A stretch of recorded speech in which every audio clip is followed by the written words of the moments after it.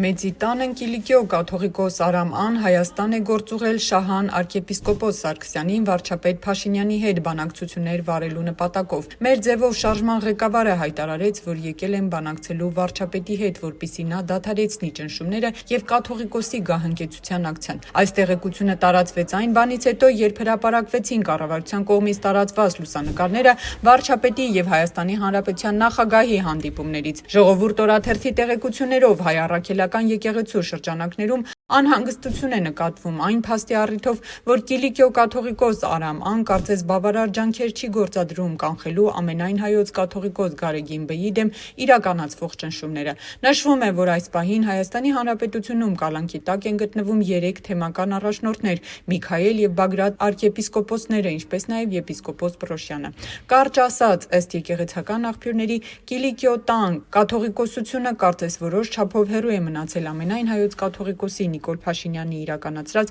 ռեպրեսիաների դեմ պայքարից կողմերի միջև գոյություն ունեցող երկամյա անհամաձայնությունների պատճառով։ Այս ֆոնին հատկանշական է, որ 3 կաթոլիկ եկեղեցում էլ Փաշինյանը ջերմ ընդունելության արժանացավ, հաղորդություն ստացավ, մոմ վառեց, հանդիպեց Հռոմի պապի հետ։